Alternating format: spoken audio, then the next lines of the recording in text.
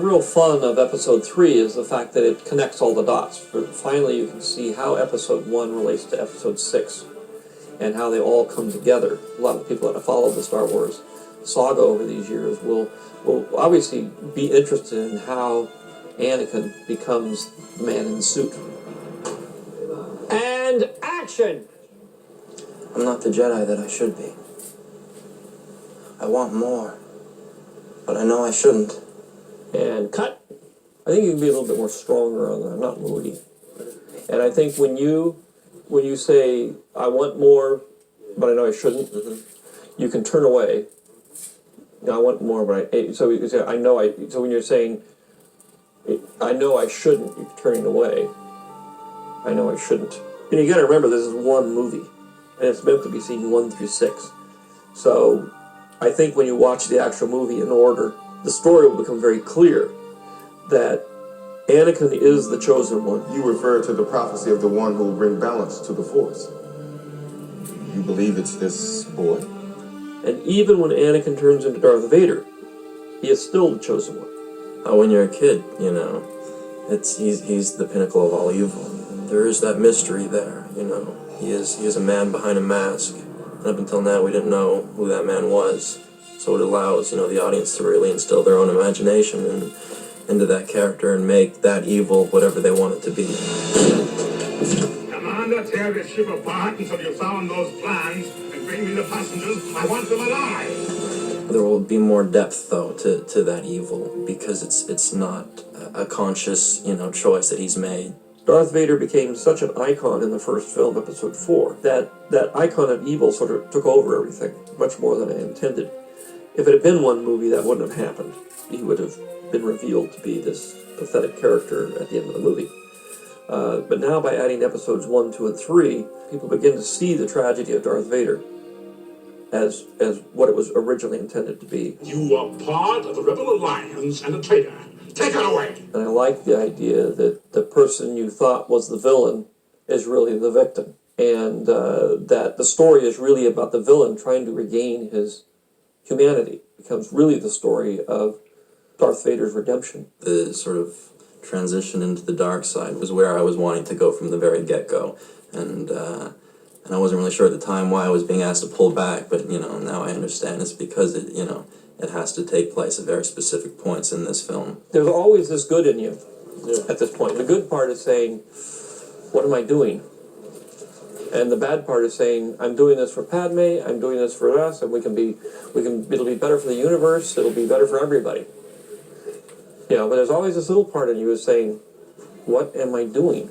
I chose an actor who has that presence of the dark side to work with, as opposed to somebody who's very lighthearted and funny and trying to get him to have an undercurrent of dark side all the time. And Hayden's been very good at that. And so then you're very strong on that. It's almost said with a little bit of anger, tinge of, I will, determination and anger. I will not betray the Republic. My loyalties. So you're turning on it, but it's like I will not betray the Republic. That's your rationalization for everything you've done. Oh, Anakin, what are you gonna do?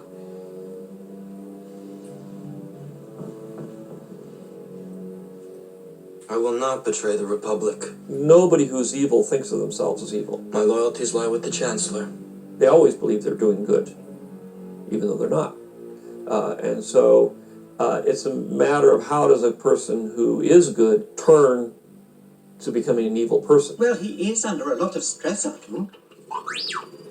Where we left him in episode 2, he was consumed by conflicting emotions.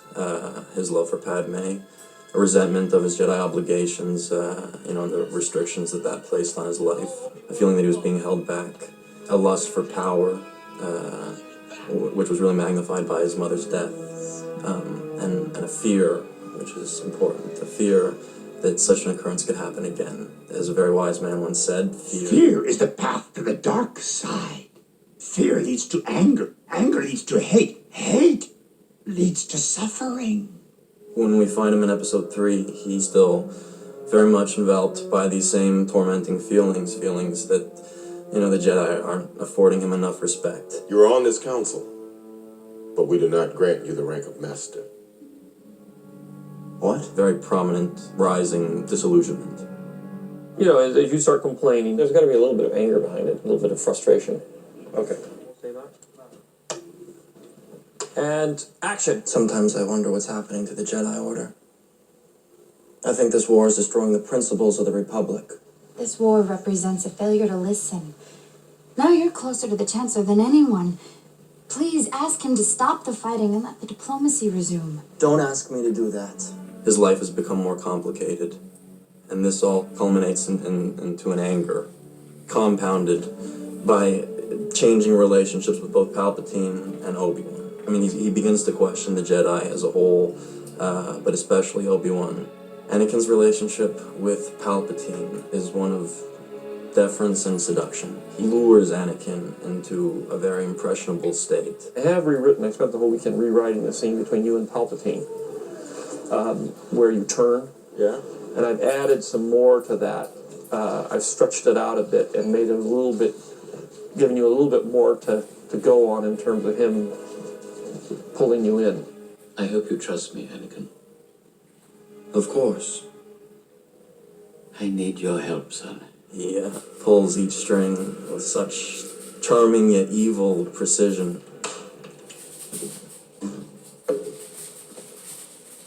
You wanted to see me, Chancellor? Yes, Anakin, come closer. I have good news. It happens once the Emperor starts to work on him and make him doubt things, make him doubt his relationship to the Jedi, make him doubt what is good in the universe. He throws out the possibility that he could keep his wife and save her from death.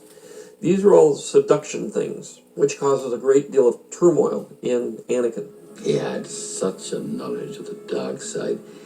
He could even keep the ones he cared about from dying. Is it possible to learn this power? Not from a Jedi. This is where he finally succumbs to the influence of the devil. Anakin has turned to the dark side. The Obi-Wan Anakin fight is an amazing battle. I've already been knighted, if you will, Darth Vader. Darth Vader's fighting style is much more aggressive and much more brutal than Anakin's. I think that the end fight where Anakin and Obi-Wan try to resolve their differences, Obi-Wan comes out with the better hand. But I think that's a result or, derivative of Anakin's emotions and not being able to focus them and control them, which is just, the root of Anakin's inabilities. You underestimate my power! Don't try it! He's got to jump down, and we could do it in two pieces. He's got to jump down, and as he comes over, he's got to cut him. Yeah, and then you've got to go. Then we could do the second piece where he lands and rolls down. You want to do that, or you want to have a stunt guy do that? I'll do it if you'd like me to. That's up to you. Yeah, sure. I mean, it's kind of rolling sideways in the dirt. Well, if you think you'll see my face and it's worth having me do it, then Probably. I'm happy to do it, yeah.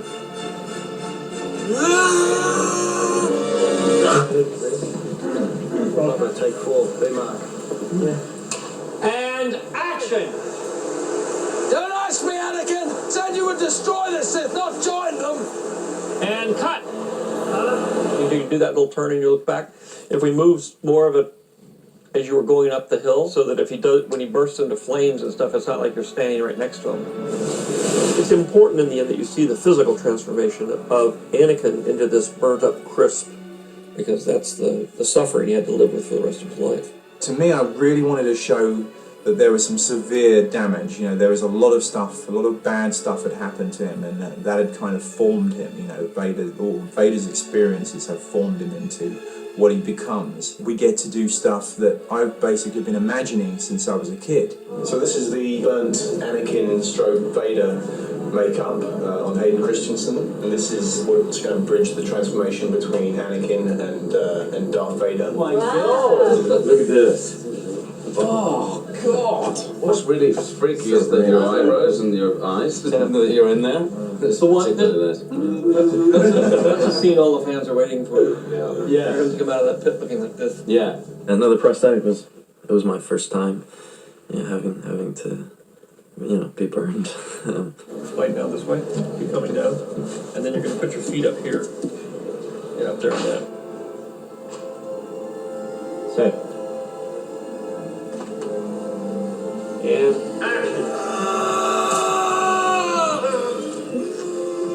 know from Return of the Jedi what he looks like. So we used that as our model. That he's been all burned up in a volcano. And that was in, say, the original backstory. I felt it was important that we actually see that happen so that we could see the consequences of these bad things that he did. Anakin, you're breaking my heart. You're going down a path I can't follow. Because of Obi-Wan. Because of what you've done. What you plan to do. He forces his friends to turn against him, which is heartbreaking. You were the chosen one! Obviously, one of the key elements in Episode 3 is that we see him actually put into the Iron Lung. The mask finally close on him, that now he's an artificial man, but we know what's inside of it. And I think it's a new part to 4, 5, and 6 that people haven't seen yet. The man in the suit comes into being a more personalized character than what he was originally. I'm aware that there was a fair amount of hysteria on set when I first emerged as Darth Vader. You look just like Darth Vader. It's quite something. I can't even necessarily articulate how it made me feel. Lord Vader, can you hear me? And that part was very empowering. Yes, Master. A memory that won't leave me in the near future. The prophecy is that Anakin will bring balance to the Force and destroy the Sith. He becomes Darth Vader. Darth Vader does become the hero. Darth Vader does destroy the Sith, meaning himself and the Emperor. He does it because he is redeemed by his son. So, you have accepted the truth. I've accepted the truth that you were once Anakin Skywalker, my father. That name no longer has any meaning for me. It is the name of your true self you've only forgotten.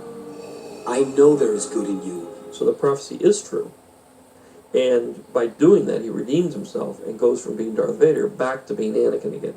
You were right about me. Tell your sister. You were right. Everybody thought of Darth Vader as this big evil guy that, had no heart. He was just evil.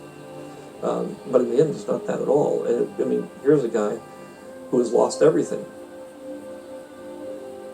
He believes that he's the chosen one. He's not doing wrong things knowing that it's having a negative impact.